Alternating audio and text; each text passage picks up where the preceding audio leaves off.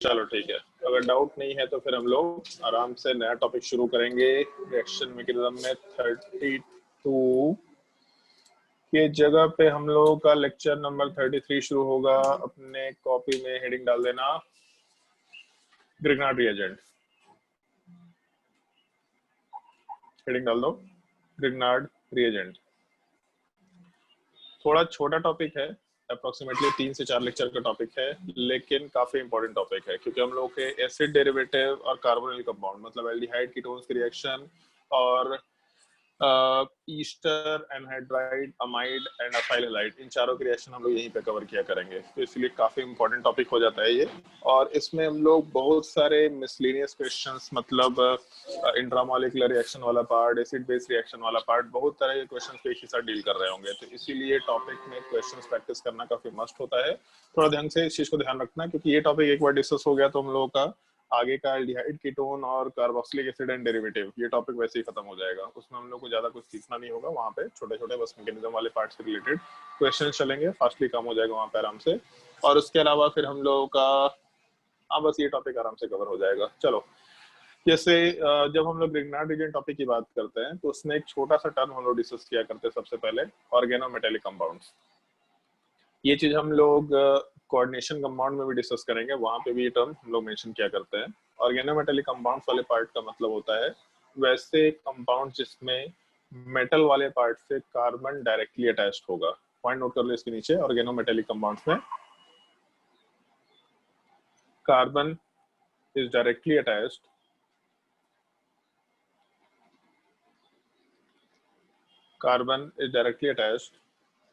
To the metal.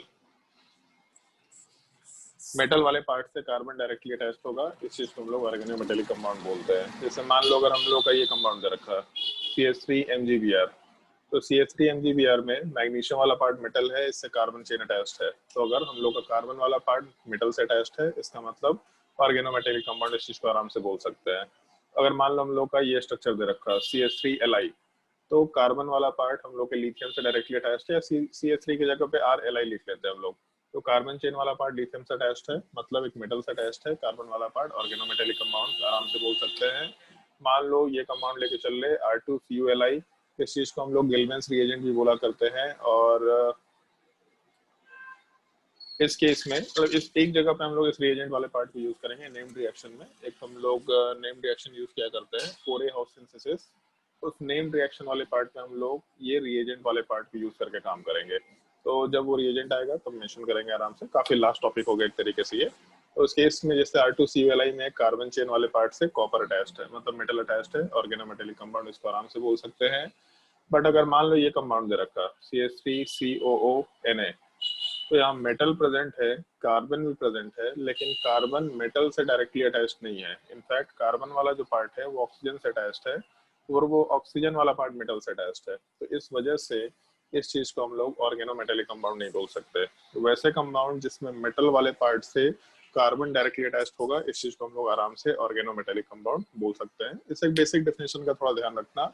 और इन्हीं organometallic compound वाले पार्ट में जो हम लोग का सबसे पहला पार्ट है CH3MgBr, या फिर इन जनरल कार्बन चेन का R ग्रुप, उसके साथ Mg और Br वाले पार्ट ब्रोमीन को मेंशन कर रहे हैं, इस रिएजेंट वाले पार्ट को हम लोग ग्रिग्नार्ड रिएजेंट बोला करते हैं। मतलब ऑर्गेनोमेटेलिक कंपाउंड्स का ही एक टाइप है ग्रिग्नार्ड रिएजेंट वाला पार्ट, जिसमें कार्बन चेन के साथ मैग्नीशियम अटैच्ड होगा और उसके साथ ब्रोमीन वाला पार्ट अटैच्ड होगा, RMgBr। इस चीज को हम लोग ग्रिग्नार्ड रिएजेंट बोला करते हैं। नोट करो इस चीज को।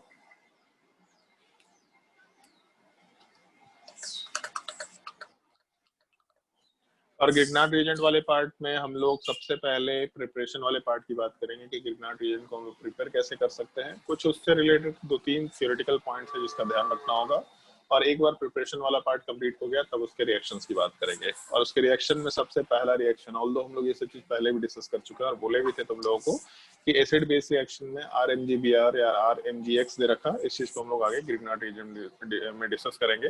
वो डिस्कशन वाला पार्ट यहाँ पे हम लोग थोड़ा सा करेंगे क्योंकि वो टॉपिक हम लोग काफी डिटेल में डिस्कस कर चुके हैं, तो यहाँ पे हम लोग कुछ नया डिस्कशन करने को बचा नहीं है, केवल हम रिएक्शंस लिखते चले जाएंगे। तुम लोग को प्रोडक्ट बनाने आना चाहिए, और कुछ एक पार्टिकुलर टाइप का उसमें हम लोग क्वेश्चन डिस्कस करेंगे जो हम लोग के लिए इम्पोर्टेंट होता है। हेडिंग डाल देना इसकी जस्ट नीचे, प्रिपरेशन ऑफ ग्रिग्नार्ड रिएजेंट। ये पार्ट एनसीईआरटी में दे नहीं रखा है बट फिर भी मालूम होना चाहिए, प्रिपरेशन ऑफ ग्रिग्नार्ड रिएजेंट, इसीलिए इस चीज को हम अलग से लिखवा रहे हैं क्योंकि इसका टॉपिक एनसीईआरटी में दे नहीं रखा तो ज्यादा इंपॉर्टेंट हो जाता है। जब हम लोगों को ग्रिग्नार्ड रिएजेंट का प्रिपरेशन कराना है तो हम लोग रिएक्शन वाले पार्ट में अगर किसी अल्काइल हैलाइड का रिएक्शन मैग्नीशियम के साथ कराएं in the presence of ether, तब इस केस में हम लोगों का RMgX का फॉर्मेशन हो जाता है। कोई भी एक अल्काइल हैलाइड वाले पार्ट का रिएक्शन अगर मैग्नीशियम के साथ कराएं in the presence of ether, ether वाले पार्ट को हम लोग ROR से आराम से मेंशन कर सकते हैं, लिख देते हैं ROR, और यहाँ पे लिखना ज्यादा बेटर होगा ड्राई ईथर। कहीं कहीं पे ड्राई ईथर को DE से भी डिनोट कर दिया जाता है, जब भी DE वर्ड मेंशन करेगा मतलब ड्राई ईथर की बात कर रहे हैं, तो हम लोगों का आराम से RMgX वाले पार्ट का फॉर्मेशन होगा, ऐसा कंसिडर कर सकते हैं।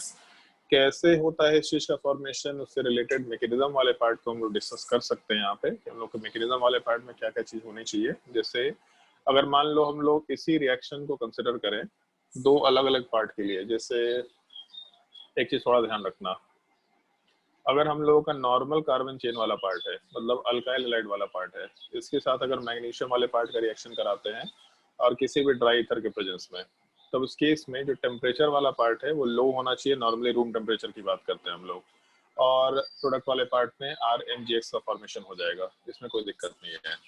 बट अगर हम लोगों का अल्काइल हैलाइड की जगह पे अराइल हैलाइड हुआ, तो अराइल हैलाइड वाले पार्ट में हम लोग बेंजीन और हेलोजन के बीच में रेजोनेंस आराम से हो सकता है, due to resonance partial double bond character भी आएगा, और अगर पार्शियल डबल बॉन्ड कैरेक्टर आया तो हम लोग का कार्बन और हेलोजन के बॉन्ड को ब्रेक करना मुश्किल चीज है। ऊपर में आसान था बट नीचे मुश्किल है, तो इस वजह से थोड़ा टेम्परेचर हम लोग को हाई चाहिए। टेम्परेचर अप्रोक्सीमेटली हम लोग 60-65 डिग्री सेल्सियस के अराउंड रखा करते हैं, कहीं पे 50 से 60 डिग्री सेल्सियस भी दे रखा होता है, बट चलो ठीक है, काम करते हैं, रेंज ही लिख लेते हैं 50 to 60 डिग्री सेल्सियस।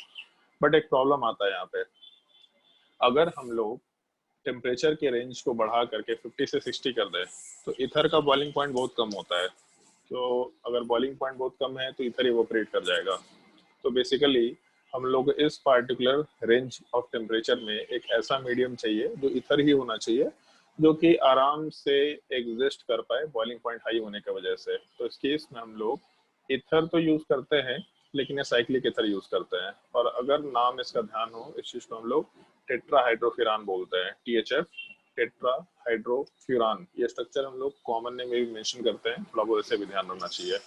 तो अगर हम लोग टेम्परेचर को थोड़ा बढ़ा के रखेंगे तो हम लोग टेट्राहाइड्रोफ्यूरान का यूज करते हैं, बाकी प्रोडक्ट वाले पार्ट में कोई दिक्कत नहीं है। बेंजीन और हेलोजन का बॉन्ड ब्रेक होगा और यहाँ बीच में मैग्नीशियम आएगा, तो यहाँ पे कोई कार्बन का बॉन्ड नहीं है, सीधा बेंजीन रिंग मैग्नीशियम और X। इसको हम लोग PHMgX से भी डिनोट कर सकते हैं, इस चीज को हम लोग ग्रिग्नार्ड रिएजेंट बोल सकते हैं। तो ये दोनों रिएक्शन थोड़ा ध्यान रखना, रूम टेम्परेचर पे नॉर्मल ईथर के साथ रिएक्शन होगा, लेकिन अगर थोड़ा हाई टेम्परेचर पे जाते हैं तो हम लोग नॉर्मल ईथर की जगह पे टेट्राहाइड्रोफ्यूरान यूज करेंगे, ताकि हम लोग का ईथर वाला पार्ट एग्जिस्ट कर पाए। तो इसके जस्ट नीचे एक पॉइंट मेंशन कर सकते हैं, since ether has low boiling point, therefore at 50 to 60 degrees Celsius THF is used। Note कर ले पूरे पार्ट को, बहुत ही सिंपलिस्टिक रिएक्शन है, रिएक्शन से रिलेटेड सवाल नहीं पूछेगा, रिएक्शन से रिलेटेड सवाल में सीक्वेंशियल रिएक्शन एड अप करेगा। अल्काइल हैलाइड है, मैग्नीशियम का रिएक्शन ड्राई ईथर के प्रेजेंस में कराया, कोई प्रोडक्ट बना, उस प्रोडक्ट को फर्दर रिएक्शन के लिए यूज किए, उस तरह का रिएक्शन देना अलग चीज है। लेकिन कभी भी ऐसा नहीं पूछेगा कि ग्रिग्नार्ड रिएजेंट का प्रिपरेशन कैसा होगा, ये सवाल पूछना मेरे हिसाब से अबसर्ड है, ऐसा सवाल नहीं पूछने वाला, इतना घटिया सवाल नहीं पूछेगा बेसिकली।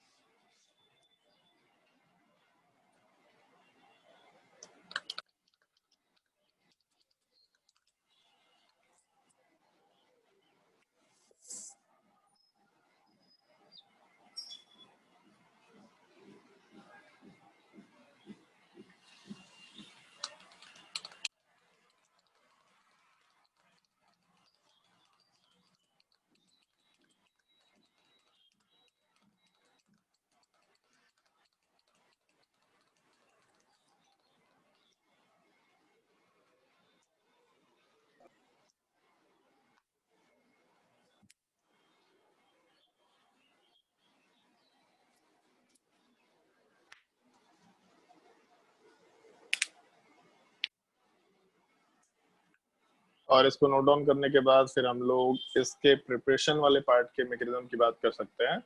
ऑल्दो ये मैकेनिज्म मेरे हिसाब से बहुत इंपॉर्टेंट तो नहीं है, बट इसका एक थियोरेटिकल नॉलेज होना चाहिए कि ऐसा मैकेनिज्म एग्जिस्ट करता है, जिसमें एक मैकेनिज्म को हम लोग आयनिक मैकेनिज्म बोलते हैं। और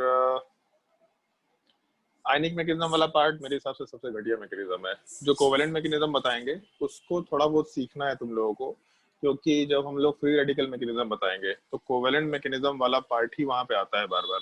तो वहां पे हम लोग के लिए जब ये स्टेप यहाँ पे देख लेंगे तो वहां पे स्टेप कुछ करने की जरूरत नहीं पड़ेगी, क्वेश्चन आसानी से सॉल्व होता चला जाएगा। और तीसरे वाले केस में आयनिक और कोवेलेंट के कॉम्बिनेशन की बात करते हैं हम लोग। तो पहला मैकेनिज्म आयनिक मैकेनिज्म है। सिंपली जैसे RX वाला पार्ट है, अगर इसका रिएक्शन हम लोग मैग्नीशियम के साथ कराते हैं तो इस केस में हम लोग ऐसा लिख सकते हैं आराम से कि जो अपना मैग्नीशियम वाला पार्ट है, कि मैग्नीशियम वाला पार्ट इलेक्ट्रोपॉजिटिव नेचर का होता है, आराम से 2 इलेक्ट्रॉन लूज करेगा, और 2 इलेक्ट्रॉन अगर लूज करेगा तो मैग्नीशियम 2+ बनाएगा।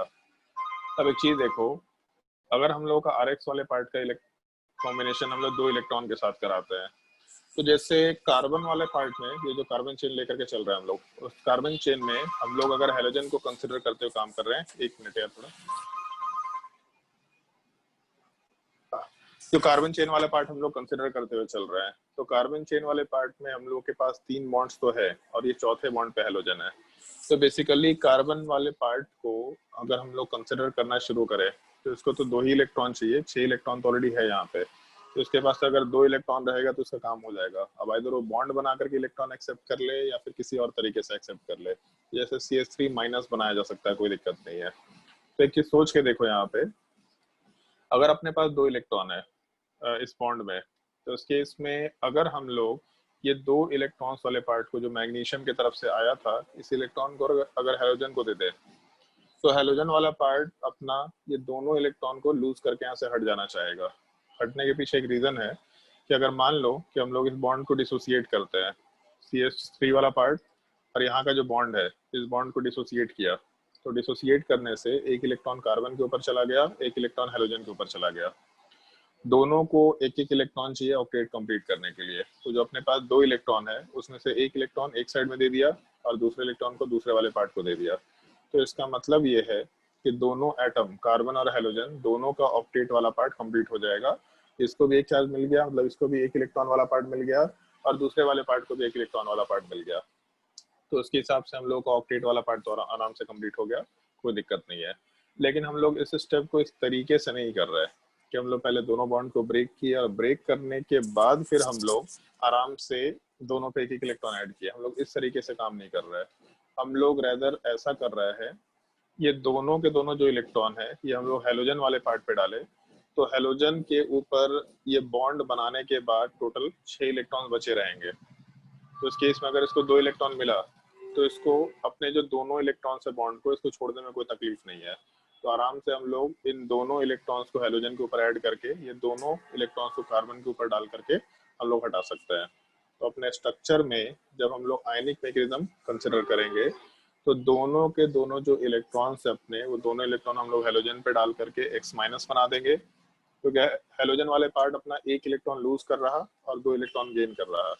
अगर एक इलेक्ट्रॉन अपना खुद का लूज किया तो प्लस चार्ज आना चाहिए, बट 2 इलेक्ट्रॉन जब गेन किया तो एक माइनस चार्ज प्लस चार्ज को कॉम्पेंसेट कर गया, एक नेगेटिव चार्ज बचा हुआ रह जाएगा। और उसके अलावा हम लोग आराम से CH3- बना सकते हैं। तो मैग्नीशियम के 2 इलेक्ट्रॉन के वजह से हम लोग के पास CH3- और X- बन गया, और ऊपर Mg2+ तो था ही अपने पास। तो इस Mg2+ वाले पार्ट के साथ हम लोग इस CH3- को भी अटैच कर दिए, Mg2+ को भी लिख दिए और साथ ही साथ X- को लिख दिए। तो हम लोग के ग्रिग्नार्ड रीजन के प्रिपरेशन वाले पार्ट में आयनिक मैकेनिज्म अगर फॉलो करें तो कार्बन के ऊपर भी माइनस चार्ज होगा, मतलब CH3- होगा, मैग्नीशियम के ऊपर 2+ और X-, मतलब हर जगह पे केवल आयनिक पार्ट है, ऐसा मेंशन करते हुए काम कर रहे हैं। नोट करो इस मैकेनिज्म को पहले। और ये मैकेनिज्म बिल्कुल अपने काम का नहीं होता है, बस मालूम होना चाहिए कि ऐसा हो सकता है, ज्यादा इसमें दिमाग नहीं लगाना होता है। फ्री रेडिकल मैकेनिज्म में जब हम लोग वुर्ज रिएक्शन पढ़ेंगे तो एग्जैक्टली सेम टाइप का आयनिक मैकेनिज्म हम लोग फॉलो कर सकते हैं वहां पे भी।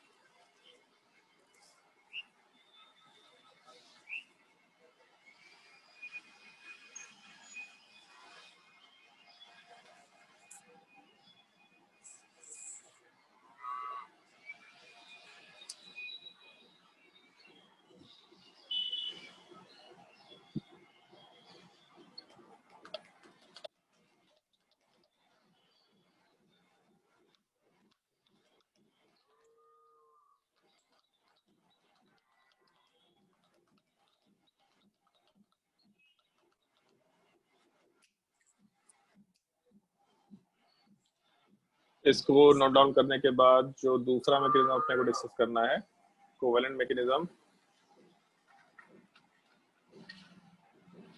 ये मैकेनिज्म भी बहुत अच्छा मैकेनिज्म तो नहीं है, क्योंकि अगर एक मेटल है तो मेटल वाला पार्ट बहुत ज्यादा कोवेलेंट बॉन्ड नहीं बनाना चाहेगा, बट चलो ठीक है, काम हो जाएगा अपना, तो कोई दिक्कत नहीं है। सबसे पहला पार्ट एक अल्काइल हैलाइड वाला पार्ट अगर दे रखा, तो ये अल्काइल हैलाइड वाला पार्ट का हम लोग होमोलिटिक फिजन कराएंगे, तो CH3 रेडिकल और X रेडिकल का फॉर्मेशन होगा, सबसे पहला स्टेप। एक बार अगर इस स्टेप का फॉर्मेशन हो गया, तो उसके बाद फिर हम लोग इसका कॉम्बिनेशन मैग्नीशियम के साथ करा सकते हैं। मैग्नीशियम में 2 वैलेंस इलेक्ट्रॉन होता है, तो एक कार्बन के साथ एक इलेक्ट्रॉन कंबाइन कर जाएगा, दूसरे हेलोजन के इलेक्ट्रॉन के साथ दूसरा इलेक्ट्रॉन कंबाइन कर जाएगा। तो अगर शेयरिंग ऑफ इलेक्ट्रॉन की बात करें, तो एक एक एटम एक एक इलेक्ट्रॉन शेयर करके आराम से बॉन्ड बना रहा है। इसका मतलब CH3 मैग्नीशियम के साथ कोवेलेंट बॉन्ड और मैग्नीशियम का के साथ फिर हेलोजन का भी कोवेलेंट बॉन्ड। एक ये भी तरीका है जिसको हम लोग फॉलो कर सकते हैं, इसको भी नोट डाउन कर लो।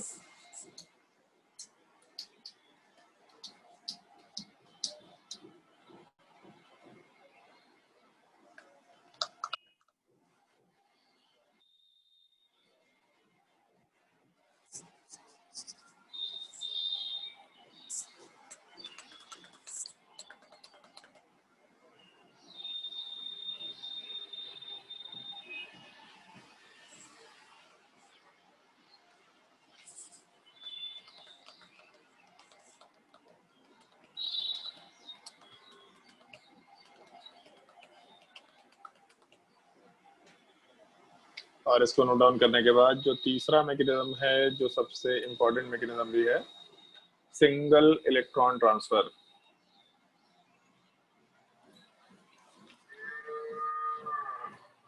नोट कर लेना, सिंगल इलेक्ट्रॉन ट्रांसफर। वर्ड वैसे सफिशिएंट है। सिंगल इलेक्ट्रॉन ट्रांसफर मतलब जब हम लोग आयनिक मैकेनिज्म की बात किए थे, तो 2 इलेक्ट्रॉन ट्रांसफर हुआ था। सिंगल इलेक्ट्रॉन ट्रांसफर का मतलब 1 इलेक्ट्रॉन ट्रांसफर होना चाहिए। तो इसमें होगा क्या, इस चीज की अगर बात करें, तो पहला चीज, मैग्नीशियम के पास 2 इलेक्ट्रॉन है, लेकिन मैग्नीशियम 2 में से 1 इलेक्ट्रॉन को लूज करेगा। अगर 1 इलेक्ट्रॉन लूज करेगा तो एक प्लस चार्ज बनेगा और 1 इलेक्ट्रॉन रहेगा, पहला चीज। दूसरा, CH3X वाले पार्ट को अगर हम लोग कंसिडर करें और यहाँ का 1 इलेक्ट्रॉन वाला पार्ट उस पर एड अप हो गया, तो जो 1 इलेक्ट्रॉन यहाँ से हम लोग लेकर के आए हैं, वो इलेक्ट्रॉन हेलोजन के ऊपर चला गया। तो अगर हम लोगों का 1 इलेक्ट्रॉन हेलोजन के ऊपर जाएगा, तो हेलोजन का वैलेंस शेल में 7 इलेक्ट्रॉन होते हैं, मतलब वैलेंस इलेक्ट्रॉन 7 होता है, उसको 1 इलेक्ट्रॉन चाहिए बॉन्ड मतलब ऑक्टेट पूरा करने के लिए। तो जैसे ही 1 इलेक्ट्रॉन को हम लोग हेलोजन पे ऐड करेंगे, तो इस केस में हेलोजन वाला पार्ट अपना 1 इलेक्ट्रॉन शेयरिंग में जो दे रखा है उसको लेके हटना चाहेगा, क्योंकि शेयरिंग में जब इलेक्ट्रॉन दे रखा है तो उसका 1 इलेक्ट्रॉन खुद का दूसरे के साथ शेयर्ड है, जबकि इसको बाहर से 1 इलेक्ट्रॉन मिल रहा है, तो ऑब्वियस सी बात है अपना इलेक्ट्रॉन वापस लेकर के बाहर से इलेक्ट्रॉन लेना चाहेगा। तो जैसे ही हम लोग यहाँ पे इलेक्ट्रॉन वाले पार्ट को यहाँ डोनेट करेंगे, तो हेलोजन वाला पार्ट इस बॉन्ड में से जो 2 इलेक्ट्रॉन है उसमें से अपना इलेक्ट्रॉन लेकर के हटना चाहेगा। तो अगर हेलोजन अपना इलेक्ट्रॉन लेकर हटना चाहेगा, तो कार्बन को भी मजबूरी में अपना इलेक्ट्रॉन लेकर हटना पड़ेगा। तो कार्बन के पास अपना इलेक्ट्रॉन चला गया, मतलब एक रेडिकल होगा, क्योंकि अपना ही इलेक्ट्रॉन है वो। हेलोजन के ऊपर 1 इलेक्ट्रॉन का अगर एडिशन करा रहे हैं, तो हम लोग वहाँ पे नेगेटिव चार्ज बना सकते हैं। तो हम लोगों का नेगेटिव चार्ज का फॉर्मेशन हो गया, रेडिकल का फॉर्मेशन हो गया। और अगर हम लोग ऊपर वाले पार्ट में मैग्नीशियम को कंसिडर करें, तो इस केस में मैग्नीशियम वाले पार्ट के ऊपर एक अनपेयर्ड इलेक्ट्रॉन और एक पॉजिटिव चार्ज है। तो एक नेगेटिव चार्ज एक पॉजिटिव चार्ज आराम से आयनिक बॉन्ड बनाएगा, और एक रेडिकल और दूसरा रेडिकल, दो दो अनपेयर्ड इलेक्ट्रॉन आराम से आपस में कोवेलेंट बॉन्ड बनाएगा। तो CH3 के साथ मैग्नीशियम का कोवेलेंट बॉन्ड, और हेलोजन वाले पार्ट के साथ हम लोग प्लस चार्ज और माइनस चार्ज मेंशन करके एक हाफ में कोवेलेंट बॉन्ड और दूसरे हाफ में आयनिक बॉन्ड की बात कर रहे हैं। एक्चुअल में ये मैकेनिज्म इसीलिए इम्पोर्टेंट माना जाता है, क्योंकि जब हम लोग बॉन्ड के कैरेक्टरिस्टिक की बात करते हैं, तो कार्बन और हेलोजन वाले पार्ट, सॉरी कार्बन और मैग्नीशियम वाले पार्ट में 70 to 80% कोवेलेंट कैरेक्टर निकल के आता है, और मेटल और हेलोजन वाले पार्ट में, मतलब मैग्नीशियम और हेलोजन वाले पार्ट में 70 to 80% आयनिक कैरेक्टर निकल के आता है। अगर हम लोग केवल आयनिक मैकेनिज्म लेके चले, तो 70 to 80% दोनों जगह आयनिक कैरेक्टर होना चाहिए। अगर केवल कोवेलेंट कैरेक्टर लेके चले या केवल कोवेलेंट मैकेनिज्म लेके चले, तो 70 to 80% दोनों जगह पे हम लोग को कोवेलेंट कैरेक्टर मिलना चाहिए। लेकिन एक्सपेरिमेंटली कार्बन और हेलोजन के बीच में 70 to 80% हम लोगों को कोवेलेंट कैरेक्टर दिखता है, जबकि मैग्नीशियम और हेलोजन के बीच में हम लोगों को 70 to 80% आयनिक कैरेक्टर दिखाई देता है। तो ये जो आयनिक कैरेक्टर और कोवेलेंट कैरेक्टर का अलग अलग प्रोपोर्शन है, इस चीज को जस्टिफाई करने के लिए हम लोग सिंगल इलेक्ट्रॉन ट्रांसफर वाले पार्ट को यूज कर सकते हैं। यहाँ पे एक इलेक्ट्रॉन का ट्रांसफर हुआ, एक इलेक्ट्रॉन का शेयरिंग हुआ, कोवेलेंट बॉन्ड भी बन गया, आयनिक बॉन्ड भी बन गया, ऐसा हम लोग मेंशन कर सकते हैं। नोट कर लो इस चीज को।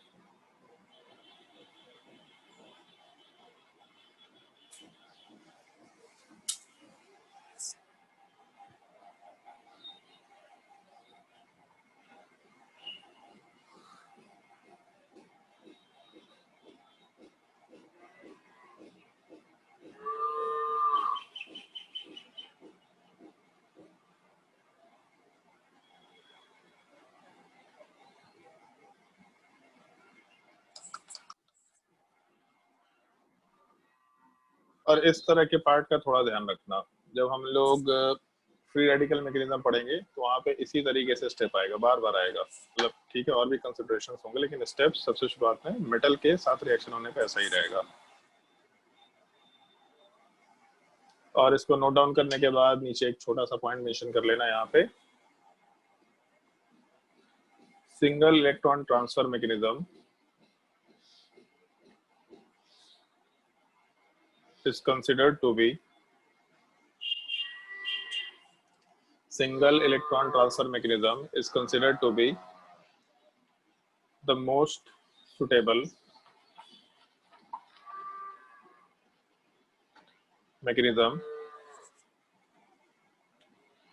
as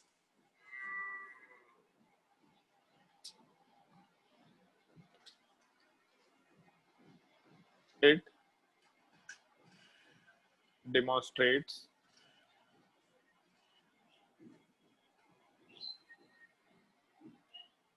the higher covalent character between carbon and magnesium bond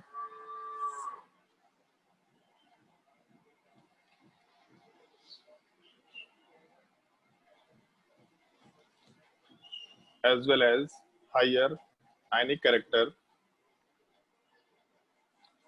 between magnesium and halogen bond। Magnesium halogen में ज्यादा आयनिक कैरेक्टर होता है और कार्बन मैग्नीशियम वाले पार्ट में ज्यादा कोवेलेंट कैरेक्टर होता है। इस वजह से हम लोग इसी मैकेनिज्म को ज्यादा सुटेबल मानते हुए काम करते हैं। बहुत ही सिंपल सा पॉइंट है, बस ध्यान रखना है पॉइंट का।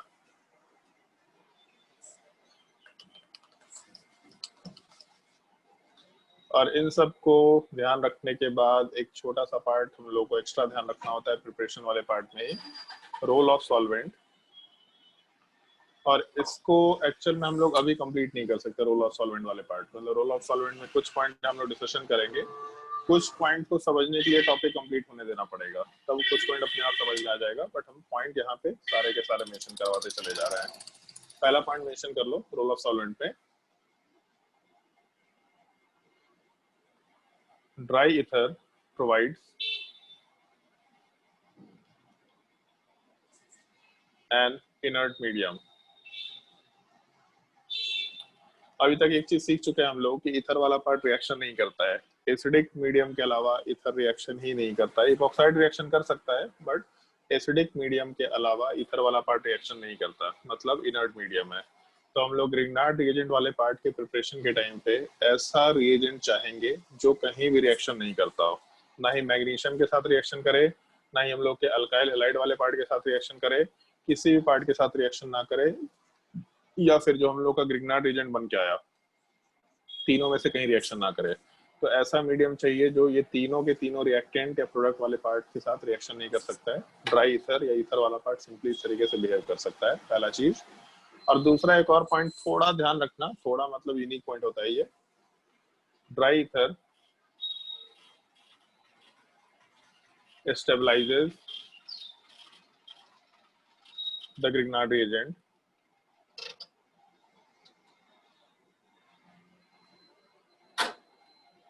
by coordinating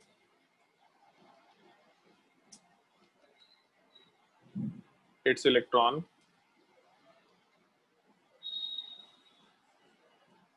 to the Grignard reagent. By coordinating its electron to the Grignard reagent.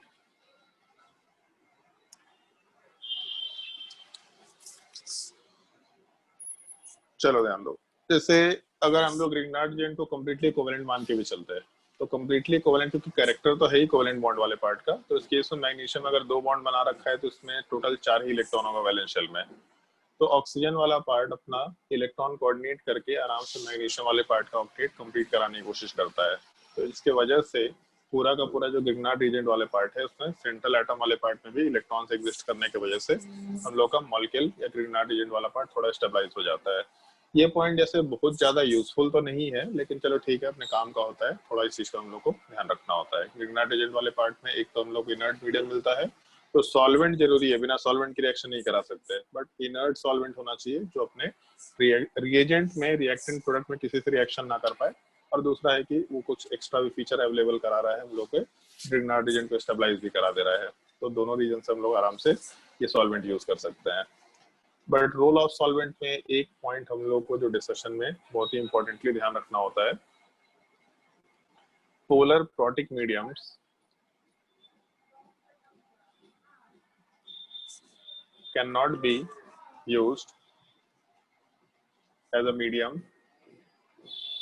इसका रीजन हम लोग आगे मेंशन करेंगे। नोट डाउन करते जाओ, सारे पॉइंट नोट डाउन करते जाओ, समझते भी जाना है, नोट डाउन करते जाना है, क्योंकि बहुत थ्योरेटिकल पॉइंट्स है सब। Polar protic medium cannot be used as a medium,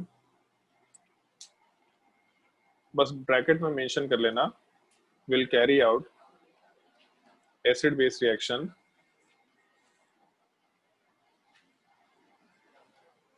will carry out acid base reaction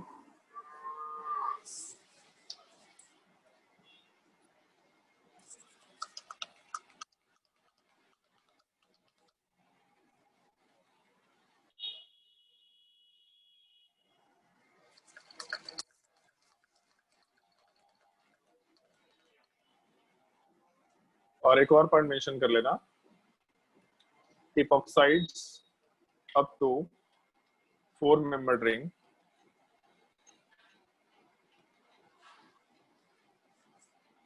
cannot be used as they are reactive in nature, as they are reactive in nature। Epoxide को भी हम लोग use नहीं कर सकते 4 member ring तक, क्योंकि epoxide वाले पार्ट भी अनस्टेबल होते हैं और रिएक्शन में पार्टिसिपेट कर सकते हैं। इपॉक्साइड का रिएक्शन हम लोग देख चुके हैं, तो उससे हम लोग इस चीज को आराम से जज कर सकते हैं। और इसको भी हम लोग आगे ही डिस्कस करेंगे, जैसे ही यहाँ पे रिएक्शन वाले पार्ट को डिस्कस कर रहे हैं वहां पे पॉइंट आएगा तो एक बार रिमाइंड करा देंगे कि हम लोग इन सब चीजों को यूज नहीं कर सकते। 5 मेंबर रिंग यूज कर सकते हैं टेट्राहाइड्रोफिरान में, कोई दिक्कत नहीं है। 6 मेंबर रिंग भी यूज कर सकते हैं, कोई दिक्कत नहीं है, लेकिन 4 मेंबर रिंग यूज नहीं कर सकते क्योंकि एंगल स्ट्रेन बहुत हाई होता है, और 3 मेंबर रिंग तो और भी यूज नहीं कर सकते क्योंकि एंगल स्ट्रेन बहुत हाई होता है। ये दोनों पार्ट सॉल्वेंट के जैसा यूज नहीं कर सकते। कहीं कहीं पे इस तरह का सवाल देखने को मिलता है कि अगर ईथर वाला पार्ट एग्जिस्ट नहीं कर रहा हम लोग के सॉल्वेंट के जैसा, तो हम लोग अल्टरनेटली कौन सा सॉल्वेंट यूज कर सकते हैं। तो बेंजीन जैसा नॉन पोलर मीडियम हम लोग एज अ सॉल्वेंट यूज कर सकते हैं, कोई दिक्कत नहीं है। तो as a non polar medium चाहिए जो कि ना रिएक्टेंट से कंबाइन करे ना किसी और चीज से कंबाइन करे, तो हम लोग आराम से बेंजीन वाले पार्ट को एज अ सॉल्वेंट यूज कर सकते हैं। बहुत अच्छा सॉल्वेंट तो नहीं है, लेकिन फिर भी यूज कर सकते हैं, कोई दिक्कत नहीं है। इस तरह के पार्ट का थोड़ा ध्यान रखना होगा अपने को। तो ये पार्ट अपने प्रिपरेशन का पार्ट होता है, और प्रिपरेशन वाले पार्ट के बाद हम लोग बड़ा ही सिंपल सा चीज डिस्कशन करेंगे, रिएक्शन ऑफ ग्रिग्नार्ड रिएजेंट। पहले इस चीज के कहानी को ढंग से सुन लो और उसके बाद नोट डाउन करना शुरू करना। चलो ध्यान दो। सबसे पहला चीज, ग्रिग्नार्ड रिएजेंट वाले पार्ट में आर के साथ Mg है और एक Br वाला पार्ट है। इस पूरे पार्ट में अगर इस पूरे पार्ट को ब्रेक करें हम लोग, तो एक तो R- है, दूसरा Mg2+ है, और साथ ही साथ Br- वाला पार्ट है। कोई बोल सकता है कि सर उधर सिंगल इलेक्ट्रॉन ट्रांसफर के हिसाब से तो Mg+ है, लेकिन वहां पे हम लोग इस तरीके का मैकेनिज्म डिस्कस इसलिए कर रहे हैं ताकि उस आयनिक कैरेक्टर को जस्टिफाई कर पाए हम लोग। ये नहीं बोल रहे कि वहां पे 2+ चार्ज का कैरेक्टर नहीं है। कंपाउंड वाले पार्ट में हम लोग का आयनिक कैरेक्टर वाला पार्ट एक तरफ ज्यादा है, दूसरी तरफ कोवेलेंट कैरेक्टर वाला पार्ट ज्यादा है। उस कैरेक्टर को जस्टिफाई करने के लिए हम लोग एक तरफ कोवेलेंट बॉन्ड और एक तरफ आयनिक बॉन्ड बना रहे हैं, लेकिन इन जनरल मैग्नीशियम वाला पार्ट 2+ चार्ज में रहेगा, आर वाला पार्ट माइनस चार्ज में, और Br वाला पार्ट भी माइनस चार्ज में, क्योंकि इस साइड में एटलीस्ट हम लोग का 20, 30, 40% कोवेलेंट कैरेक्टर, सॉरी आयनिक कैरेक्टर तो एग्जिस्ट कर ही रहा है, इसलिए माइनस चार्ज तो रहेगा। तो सबसे पहला पार्ट RMgBr को ब्रेक कर दिया। अब इसमें 3 स्पीसीज है, R-, Mg2+ और Br-। अब हम वापस से उन बेसिक्स पे जा रहे हैं जो सबसे शुरुआत में 1-2 दिन डिस्कस किए थे। कभी भी एक रिएजेंट को देखेंगे तो रिएजेंट को देखकर क्या सोचना होता है कि ये कैसे रिएक्शन कर सकता है। तो जैसे माइनस चार्ज है, तो माइनस चार्ज हम लोग को अभी तक मालूम है बेस के जैसा बिहेव कर सकता है, या फिर नेगेटिव चार्ज न्यूक्लियोफाइल के जैसा बिहेव कर सकता है। मतलब जिस एटम पे लोन पेयर नेगेटिव चार्ज वो बेस या न्यूक्लियोफाइल के जैसा बिहेव कर सकता है। तो पहले वाले के लिए ये पॉसिबिलिटी। Br- वाला पार्ट भी नेगेटिव चार्ज है तो बेस के जैसा बिहेव कर सकता है या फिर न्यूक्लियोफाइल के जैसा बिहेव कर सकता है। सेकंड वाले केस में भी ये पॉसिबिलिटी। और Mg2+ वाले पार्ट में इलेक्ट्रॉन तो नहीं है, साथ ही साथ 2+ चार्ज है, मतलब इलेक्ट्रोफाइल के जैसा बिहेव करना चाहिए था। लेकिन अगर नोबल गैस कॉन्फ़िगरेशन हो गया तो नोबल गैस कॉन्फ़िगरेशन होने की वजह से ये पार्ट इलेक्ट्रॉन एक्सेप्ट करने की टेंडेंसी में भी नहीं रहेगा, इलेक्ट्रोफाइल के जैसा बिहेव नहीं कर सकता है। मतलब Mg2+ तो किसी काम का नहीं है। और इसलिए भी अभी तक हम लोग जहाँ के जैसे NaNH2 लेते थे, NaOH लेते थे, NaSH लेते थे, तो जो Na+ था वो अपने किसी काम का निकल के नहीं आता था, क्योंकि वो इलेक्ट्रोफाइल के जैसा भी बिहेव नहीं कर सकता है। दिक्कत ये है। तो अगर इनर्ट गैस कॉन्फ़िगरेशन है तो ना इलेक्ट्रोफाइल ना न्यूक्लियोफाइल किसी के जैसा बिहेव नहीं करेगा, ये अपने काम का नहीं है। तो अब अपने पास बचा ऑप्शन R- और Br- का। दोनों के दोनों बेस या न्यूक्लियोफाइल के जैसा बिहेव कर रहा है, दोनों के दोनों। तो जैसे मान लो अगर हम लोग बेस के टर्म में बात करें, R- और Br- में स्ट्रॉन्गर बेस कौन सा होगा, तो डाउन द ग्रुप का कंपैरिजन भी नहीं है और अलोंग द पीरियड का भी कंपैरिजन नहीं है, बट एक चीज करके देखते हैं। R- और F- को कंपेयर करके देखते हैं, और F- और Br- को कंपेयर करके देखेंगे।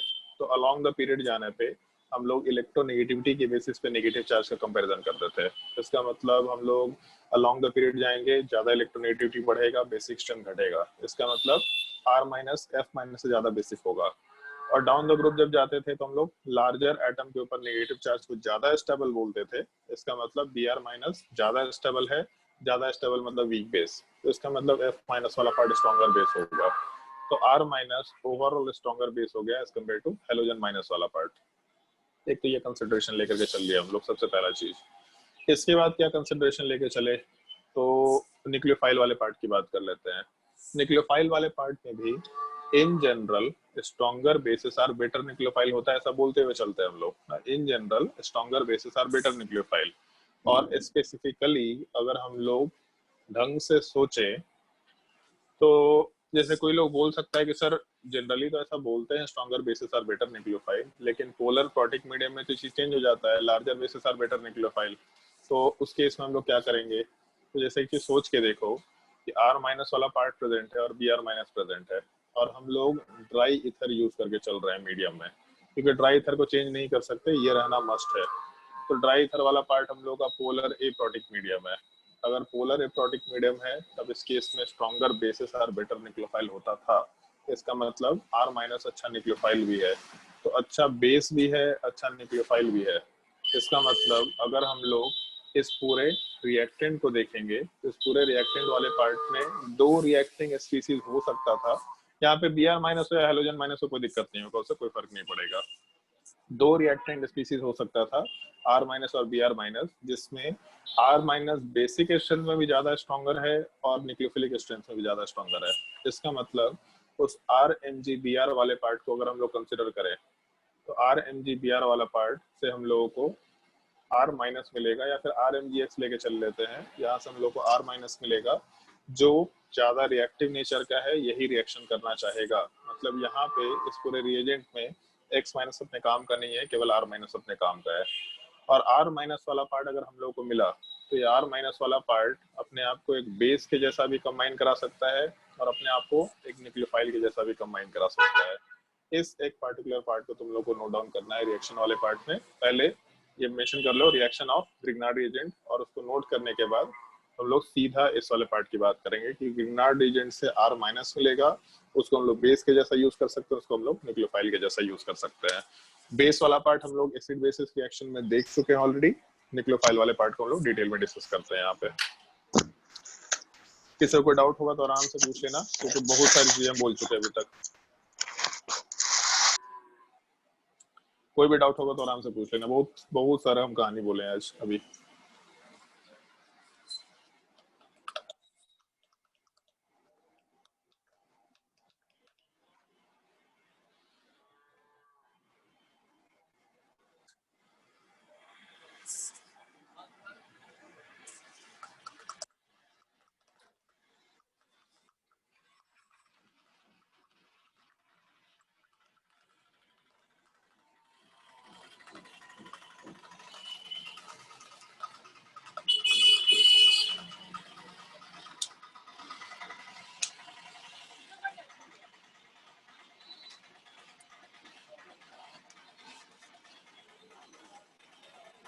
चलो ध्यान दो, अगर हम लोग R माइनस को बेस के जैसा कंसिडर करते हैं, तो बेस के जैसा कंसिडर करने पे ऑब्वियस ही बात है हम लोग के पास एक ही रिएक्शन की पॉसिबिलिटी है, एसिड बेस रिएक्शन। इसमें तो ज्यादा दिमाग लगाने का नहीं है।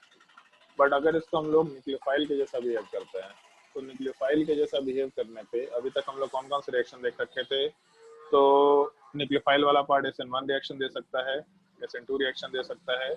न्यूक्लियोफाइल अगर बेस के जैसा बिहेव करेगा तो E1 रिएक्शन E2 रिएक्शन भी दे सकता है, कोई दिक्कत नहीं है। फिर उसके बाद हम लोग और तो कोई रिएक्शन नहीं देखे थे, बट तुम लोगों को मेंशन किया था एक टर्म, न्यूक्लियोफिलिक एडिशन रिएक्शन। तो यहाँ पे हम लोग यही टर्म मेंशन कर रहे हैं, हम लोग आराम से न्यूक्लियोफिलिक एडिशन रिएक्शन की बात कर सकते हैं। और एक और रिएक्शन है जिस चीज को हम लोग SNA रिएक्शन बोलते हैं, या ऐसी चीज को हम लोग SNTH रिएक्शन ही बोला करते हैं। SNA का मतलब nucleophilic substitution addition followed by elimination, और SNTH का मतलब न्यूक्लियोफिलिक सब्स्टिट्यूशन टेट्राहेड्रल। बट एक चीज सोच के देखो, SN1 रिएक्शन वाला पार्ट वीक न्यूक्लियोफाइल में होता था और पोलर प्रोटिक मीडियम चाहिए, बट ऊपर मेंशन किए कि पोलर प्रोटिक मीडियम तो यूज ही नहीं कर सकते, इसका मतलब SN1 अपने काम का नहीं है, इसको हटा देते हैं। सेम टाइप से E1 रिएक्शन में भी पॉसिबिलिटी है, इसको भी हटा देते हैं। तो बचा अपने पास E2 एलिमिनेशन वाला पार्ट और SN2 एलिमिनेशन वाला पार्ट।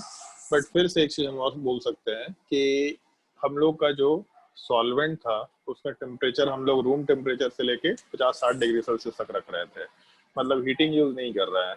जबकि एलिमिनेशन वाला पार्ट तो हीटिंग में होता है। 1 डिग्री रहा तो SN2, 2 डिग्री रहा तो SN2 E2 दोनों, 3 डिग्री रहा तो E2 होता है प्रेफरेबली।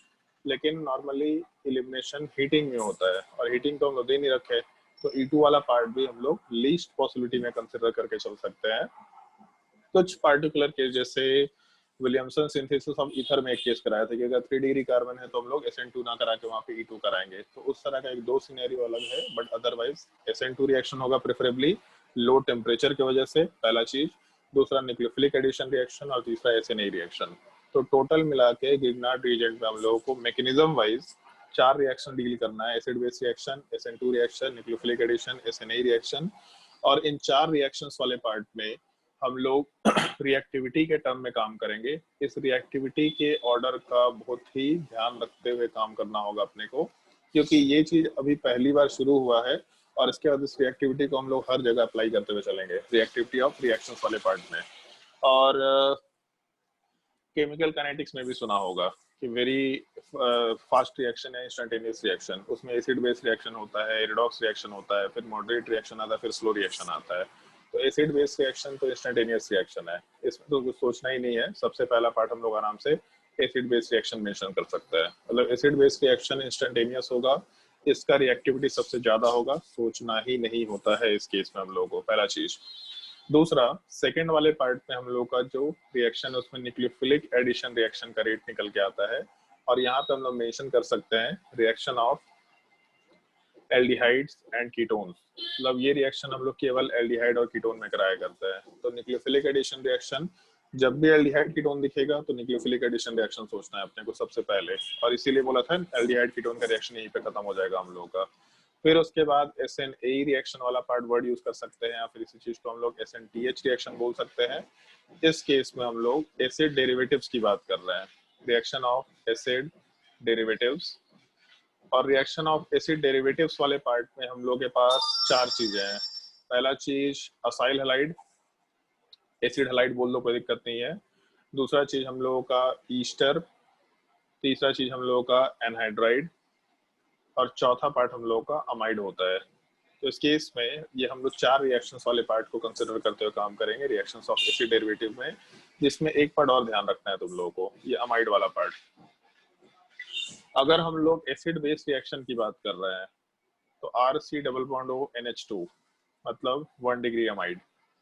1 डिग्री अमाइड में हम लोग के पास एसिडिक हाइड्रोजन है, तो ये पार्ट एसिड बेस रिएक्शन करेगा।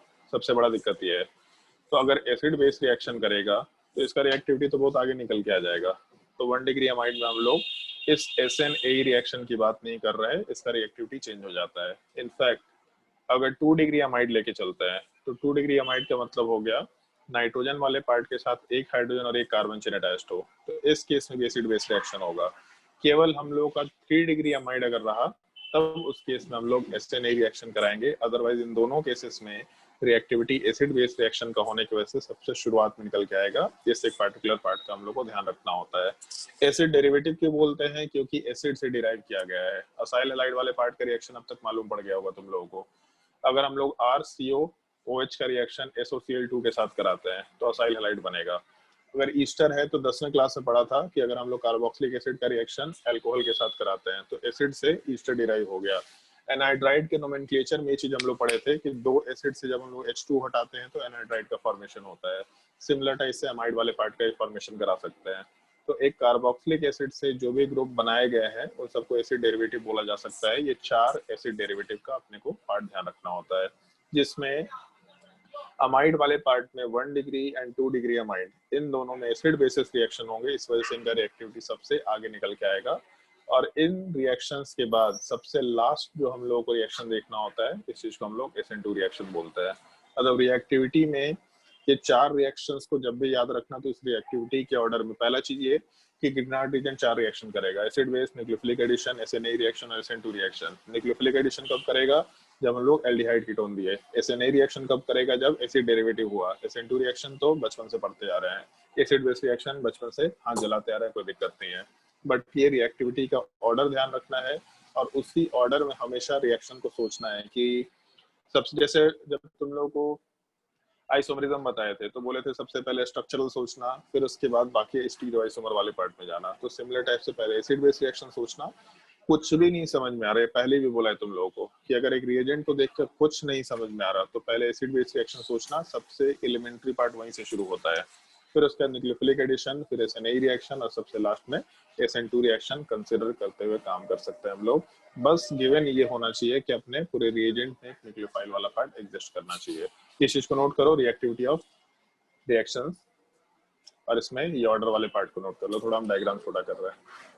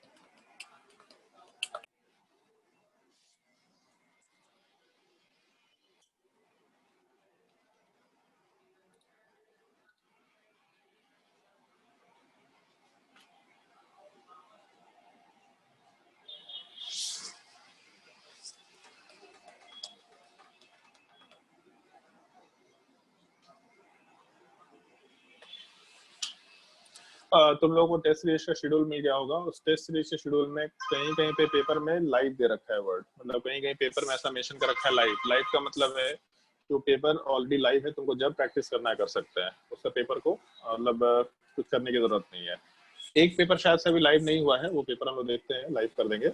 बट जब भी लिखा जाएगा कि लाइव ऑन दिस डेट, इसका मतलब तब तक वो पेपर अपने आप लाइव हो जाएगा। वो पेपर तुमको प्रैक्टिस करने के लिए देना है। तुमको जब टॉपिक कंप्लीट हो गया तब उस चीज का प्रैक्टिस कर सकते हैं। उसके लिए कोई ऐसा नहीं है कि तुमको इसी तारीख को देना है। माइनर टेस्ट में सबका अपियर होना है, जो नहीं अपियर होगा वो मार मारेंगे उसको, हम उसको क्लास से ही भगा देंगे।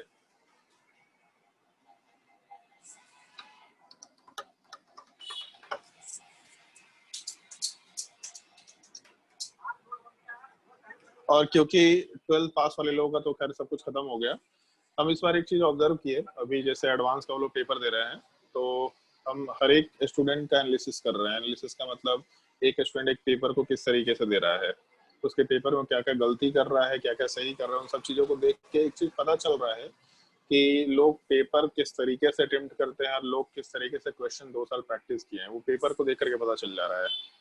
तो हम ये तो नहीं बोल रहे कि हम एक ही दिन में बैठ करके सारे स्टूडेंट्स लोग का देखेंगे एनालिसिस, लेकिन जो भी तुम्हारा टेस्ट पेपर होगा, माइनर टेस्ट 1 हुआ, तो उसमें हम 3 से 4 लोग का एनालिसिस देखेंगे, केवल 3 से 4 लोग का एनालिसिस। और इसलिए पेपर बहुत सीरियस होकर के देना, जिस जैसा तुमको लगता है कि मेंस का एग्जाम दे सकते हैं एकदम एग्जैक्टली उस तरीके से सीरियस होकर देना, या एडवांस का एग्जाम जैसा दे सकते हो उस तरीके से सीरियस होकर पेपर देना, ताकि जब पेपर अटेम्प्ट कर रहे हैं तो उसके एनालिसिस को देख के हमको पता चल जाए कि पेपर किस तरीके से अटेम्प्ट कर रहा है और उसमें तुम लोगों को क्या मॉडिफिकेशन करना चाहिए। 4 से 5 लोग एक पेपर में देखेंगे, 4 से 5 लोग अगले पेपर में देखेंगे, या फिर ठीक है हम अगले वीक और टाइम मिलेगा तो बाकी लोग को देखेंगे, क्योंकि अब हम फ्री हो गए हैं तो आराम से तुम लोग का एनालिसिस करके देख सकते हैं। क्योंकि पेपर देना नहीं आ रहा है लोगों को, नॉलेज भी है, सब कुछ पढ़ भी रखा है, बट पेपर अटेम्प्ट ही करना नहीं आ रहा। पेपर में गलती बहुत कर रहे हैं। एक तो हमको स्टूडेंट परसों बोला कि सर जैसे अगर 40% नंबर लाना है तो कम से कम 60% तो बनाना पड़ेगा, 20% तो ऐसे ही निगेटिव हो जाता है। मेरी कोई कैसा एटीट्यूड है भाई कि अगर 40% नंबर लाना है तो 60% बना दो जल्दी जल्दी करके, ताकि हम लोग का 20% निगेटिव हो जाएगा तो कोई दिक्कत नहीं, 40% नंबर तो आ जाएगा। तो बड़ा घटिया एटीट्यूड है, पता नहीं कैसे दिमाग में आता है। हम अभिजीत सर, अभिषेक सर, सब लोग डिस्कशन कर रहे थे, हमें जैसे ये पॉइंट रखे सब लोग हंसने लगे, ये कैसा तरीका है भाई।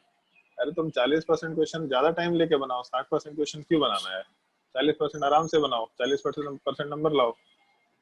तो वो पेपर देने का एटीट्यूड थोड़ा चेंज कराना पड़ेगा कुछ लोगों का। तो इसलिए तुम लोग पेपर बहुत सीरियसली देना, एटलीस्ट जो भी माइनर टेस्ट का पेपर है उसको बहुत सीरियस देना। फिर भी टेस्ट का जैसे भी देना है तो कोई दिक्कत नहीं है, बट माइनर टेस्ट का पेपर बहुत सीरियस होकर के अच्छे से रिवीजन करके देना। तो उसको देख के हमको पता चलेगा, और उसमें एकदम बिल्कुल टाइम पे, मतलब जिस टाइम पे पेपर अलॉटेड है उस टाइम पे देना है। ऐसा नहीं कि हड़बड़ी में पेपर दे रहे हैं और काम कर रहे हैं, ऐसा काम मत करना।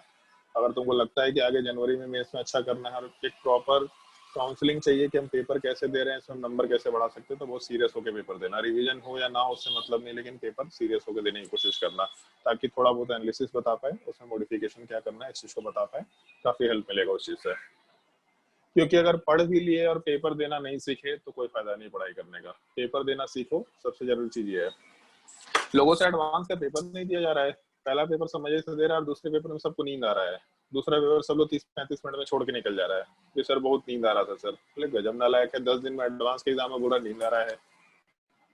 तो ऐसे नींद ही आ रहा है तो फिर तो छोड़ ही दो यार, फिर तो काहे को एडवांस की तैयारी करने निकले थे। चलो, तो जैसे हम लोग रिएक्शंस वाले पार्ट में, ये 4 रिएक्शंस है। सबसे पहले एसिड बेस रिएक्शन, फिर न्यूक्लियोफिलिक एडिशन रिएक्शन। तो इसी ऑर्डर में हम लोग सारे रिएक्शंस को देखते चले जाएंगे। सबसे पहले हम लोग एसिड बेस रिएक्शन वाले पार्ट की बात करेंगे, जो कि हम लोग पहले भी डिस्कस कर चुके हैं, काफी डिटेल में डिस्कस कर चुके हैं कि फिजिबिलिटी ऑफ रिएक्शन में अगर स्ट्रॉन्ग एसिड वाला पार्ट या स्ट्रॉन्ग बेस वाला पार्ट रिएक्शन होने के बाद किसी वीक एसिड या वीक बेस का फॉर्मेशन करा रहा है तो रिएक्शन फिजिबल होगा। तो इस केस में बस हम केवल पॉइंट्स मेंशन कर रहे हैं। पहला पॉइंट ये, check feasibility of the reaction. Note करते जाओ एसिड बेस रिएक्शन में, check feasibility of the acid base reaction, सबसे पहला point.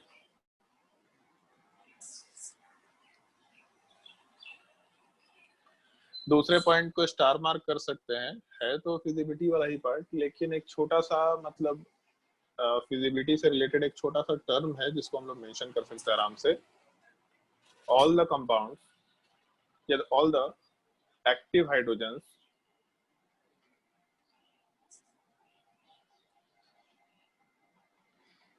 all the active hydrogens can be removed on reaction with Grignard reagent। Grignard reagent के साथ reaction होने पे जितने भी एक्टिव हाइड्रोजन है उन सारे के सारे एक्टिव हाइड्रोजन को हम लोग आराम से हटा सकते हैं। अब एक्टिव हाइड्रोजन का मतलब क्या है, ये एक टर्म है जो हम लोग को थोड़ा ध्यान रखना होगा।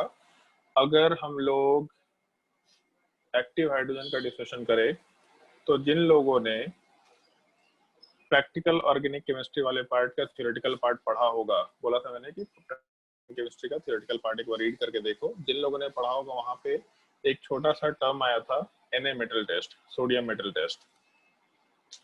सोडियम मेटल टेस्ट वो कंपाउंड देते हैं जिसमें एक्टिव हाइड्रोजन होता है या एसिडिक हाइड्रोजन होता है। तो जहां कहीं भी एसिडिक हाइड्रोजन या एक्टिव हाइड्रोजन दोनों में थोड़ा सा डिफरेंस है। जैसे अगर मान लो कि ROH है तो एसिडिक हाइड्रोजन तो नहीं है बट एक्टिव हाइड्रोजन है।